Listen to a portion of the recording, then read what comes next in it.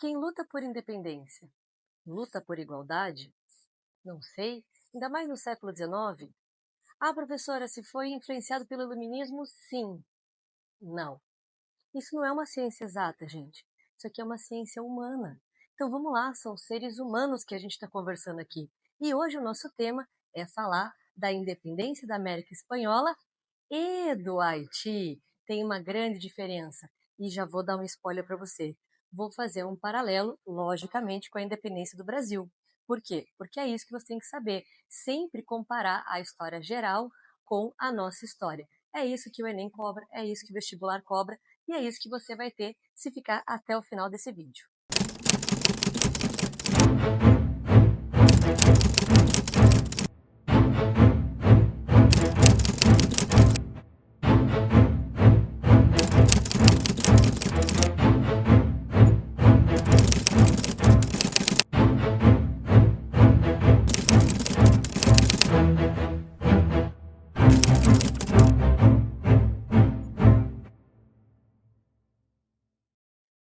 E eu comecei com uma indagação. Lutar pela liberdade é lutar pela igualdade? Alguns diriam que sim, mas eu estou afirmando categoricamente que não. Por quê? Porque quando você fala de Libertadores da América, eu não estou falando do campeonato de futebol, apesar da inspiração estar aqui. Eu estou falando da luta contra uma grande potência do século XIX, que era a Espanha. Uma luta promovida por dois nomes principais, que você já deve ter ouvido falar. Que foi, vamos lá, o Simão Bolívar, deixa eu até reforçar aqui o meu B, e o San Martín, Rua de São Martín. Esses caras aqui, São Martin, vão estar ligados à América Espanhola. Agora, o Toulouse e Louverture vai estar ligado ao Haiti. Então você vê uma outra potência europeia envolvida nessa independência americana, porque daí eu vou estar conversando sobre o Haiti. Por isso que eu coloquei até um asterisco aqui, se você reparar. Então vou colocar aqui embaixo, para você não se perder, o Toulouse de Louverture. Quando eu falar de independência, a luta pela igualdade você vai ter no Haiti. Até porque não tem spoiler, né? O primeiro país da América a não só ficar independente, mas fazer a abolição da escravatura. Ficar independente a gente já sabe, tá? Foi os Estados Unidos. Mas eles não aboliram a escravidão. O primeiro país a ficar independente e abolir a escravidão, tudo junto, foi essa daqui. E essa foi uma luta de pessoas negras, escravizadas, exploradas, anônimas até aquele momento, e que tiveram sucesso, e que ficaram unidas. Diferente das colônias espanholas, que foi uma luta dos crioulos. Você sabe quem eram os crioulos? Eram os filhos de espanhóis nascidos na América. Primeira coisa que você tem que colocar na tua cabeça. Esses caras aqui, se eles são filhos de espanhóis, eles já estão numa camada acima. E isso vai fazer toda a diferença quando o processo de independência fosse encaminhando. Beleza? Agora, vamos falar de causas. Causas da independência. Ai, professora, muito difícil, independência da América Espanhola. Será? Desde pequenininho você aprende sobre a independência do Brasil. Alguns já devem estar até cansados de falar dessa independência. Então para pensar, compara com a sua. O que eu preciso para fazer a independência? Será que a minha metrópole, eu quero me libertar de alguém, será que a minha metrópole, estando ali com problemas, isso me facilita? Com certeza. E se eu estou no século XIX, eu já sei que eu tenho um momento propício para essas colônias americanas. Não é à toa que as independências elas estão acontecendo no século XIX. Por quê? Porque estão acontecendo as guerras napoleônicas. Então você tem esse momento favorável para que as colônias se libertem. Legal! Tá, mas uma coisa é eu ter o momento, outra coisa é eu ter a ideia, a inspiração, aquela coisa tá ruim, mas eu sei como pode ficar melhor. E a gente já sabe, se está no século XIX, acabamos de sair do século das luzes. Então você tem a inspiração iluminista. Vamos colocar aqui, iluminismo. Beleza? Nenhum processo grande como esse, ele é feito se você não tiver algum motor, alguém que coordene, alguém que, lógico, né, também voltado para os seus interesses. E esse alguém está aqui. Você tem uma elite colonial. O Brasil não teve isso?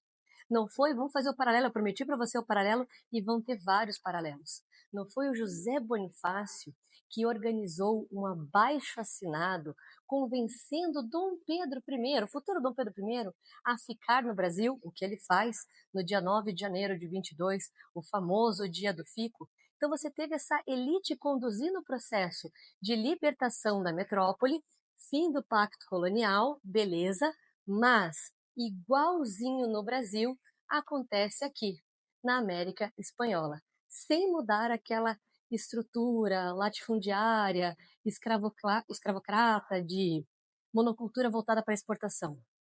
Monocultura, exportação, escravo latifúndio. Acabei de falar para você, o plantation, a estrutura do plantation, a estrutura do modelo de colonização e exploração. A história é a mesma, só muda o quê? Os personagens. Se você sabe a história do Brasil, você sabe a história da América Espanhola também. Mas, continuando, nos aspectos intrínsecos dessa América Espanhola. Além das guerras napoleônicas, além do iluminismo, eu tenho também uma elite colonial que está promovendo. Tem vários, José Bonifácio, coloquei outros nomes aqui. Então vamos lá. Essa liderança da elite colonial. Só que lógico, né, gente? Ficar independente não é fácil. Acho que nem para uma pessoa, um jovem que quer sair de casa. Se você tiver apoio de alguém mais velho, no caso, se você tiver apoio de alguma potência, fica bem mais tranquilo. E eles tinham apoio. De quem que eles tinham apoio? Deixa eu pensar. Ah, dos mesmos que nós tivemos apoio. Qual foi a nação que apoiou a nossa independência? E não fale Estados Unidos, eu sei que sim. A nossa independência lá é feito o Grito de Ipiranga em 22, mas o reconhecimento por Portugal só vem em 25, apesar de outras nações já terem reconhecido. A nação que eu quero aqui no século XIX, uma nação que já está entrando na segunda revolução industrial e que, se ela apoia, fica complicado comprar briga, são quem? Os britânicos. Então você teve esse apoio britânico. Maravilha! Eu tenho os ingredientes perfeitos para conseguir a independência. Era para ser uma independência que deixasse tudo junto, mas não é isso que vai acontecer, não na América Espanhola. Mas antes de continuar, uma pergunta a nível crânio para você. Ninguém aqui é nível Pinter. Vamos lá? Por que que a Inglaterra apoiou? E você fala, nossa, será que é porque eles estão com dó? Será porque eles são solidários? Será porque eles querem justiça social? Não, minha gente. Se eles estão já num estágio avançado de capitalismo industrial, quanto mais mercado consumidor, melhor. E, se você se recordar, as guerras napoleônicas, elas vão encerrar em 1815. Encerrar e vai ter um repeteco ali de 90 dias. Em 1815 acontece o quê? O Congresso de Viena, aonde as principais potências europeias elas se reuniram justamente para refazer refazer a Europa antes da bagunça do Napoleão. E esse refazer do Congresso de Viena vai ser norteado por dois princípios: o princípio da legitimidade e o princípio do equilíbrio europeu. Legitimidade seria restaurar as antigas monarquias europeias. Equilíbrio europeu, quem sabe, voltar ao status quo da Europa como antes, e isso inclui os seus domínios coloniais. Para a Inglaterra, que sofreu, vamos dizer assim, com o bloqueio continental imposto por Napoleão Bonaparte, essa adversidade acabou se transformando em oportunidade. Por quê? Porque os portos europeus fechados para essa nação fizeram com que ela migrasse, voltasse a atenção para o lado Atlântico e percebeu que o mercado consumidor é maravilhoso. Por quê? Porque colônia não podia ter manufatura. Então, quanto mais independentes forem essas antigas colônias e virarem países, mais a Inglaterra pode colocar os seus produtos. Então, ela não está apoiando de bom coração, de fraternidade. Não, estamos falando de economia, estamos falando de política. Para tudo certo, tá tudo indo, mas agora, né, vamos falar de um detalhe aqui, um detalhe que tem que ficar registrado. Quando você tem esse processo liderado pelas elites, a gente já sabe que o desfecho vai ser continuar o plantation, certo? Até porque vai ser um processo gradativo de abolição da escravatura, com exceção do Haiti, que não foi um processo feito pela elite, não foi um processo feito pelos crioulos, no caso da América Espanhola, que vão virar os caudilhos, ou, no nosso caso, pelo próprio imperador, né? Aquele processo que veio de cima para baixo. No Haiti, não, veio de baixo para cima. Então, vai ser muito mais acelerado e muito mais democrático esse desfecho da independência. Então, você tem esse paradigma. Enquanto na América Espanhola você tem uma permanência, vamos lá, permanência de elementos coloniais. E a exceção está no Haiti, por quê? Aboliu a escravidão, obviamente. A abolição da escravatura. Mas, professora, o Simão Bolívar, até onde eu sei, ele defendia a abolição da escravidão. Verdade. Mas isso não quer dizer que ele defendia a democracia ou a igualdade de direitos para todos. Porque, por exemplo, ele sonhava em fazer a Grã Colômbia, que até durante o tempo ele conseguiu. E, no caso, e quem governaria já que não teria mais metrópole? Ah, seria uma presidência vitalícia. Então você percebe que é um governo assim bem centralizado. E esse cara, que é um dos nomes mais importantes da história da América Latina até os dias de hoje, você vai olhar na lista de presidentes, ele aparece como presidente da Venezuela, aparece até do Peru. Então tem ali as homenagens porque ele teve no processo de libertação. Pois é, esse cara, gente, ele vai morrer com 47 anos, exilado. Exilado num domínio britânico que era a Jamaica. E lá ele vai escrever a Carta da Jamaica. Veja, ele que lutou pela independência de vários atuais países da América Latina, foi rechaçado por esses países. Ele que ajudou eles a se libertar, lutou contra os exércitos espanhóis, acabou rechaçado. Por quê?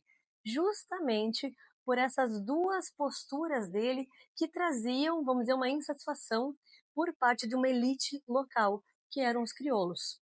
Quais dois problemas? Que ele previa uma abolição gradativa da escravidão e a ideia, né, desse centralismo político, começando logicamente com ele mesmo, algo que as elites regionais não queriam. Muito simples esse conteúdo e para fechar uma última dica de Enem e vestibular do coraçãozinho para você que chegou até aqui. Quando eu falo das elites crioulas, que daí quando viram os países independentes, vão ser os caudilhos, querendo preservar a sua autoridade local, qual é o equivalente dessa autoridade regional na nossa história? Você sabe?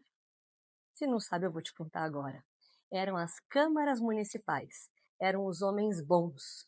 Homens bons que, desde lá da época do governo geral, eles iam se alternando nesses órgãos municipais e o homem bom que ocupava esse cargo, né, de comando colonial não era lá um alto cargo equivalente ao que os portugueses ocupavam, mas eles eram chamados assim por quê?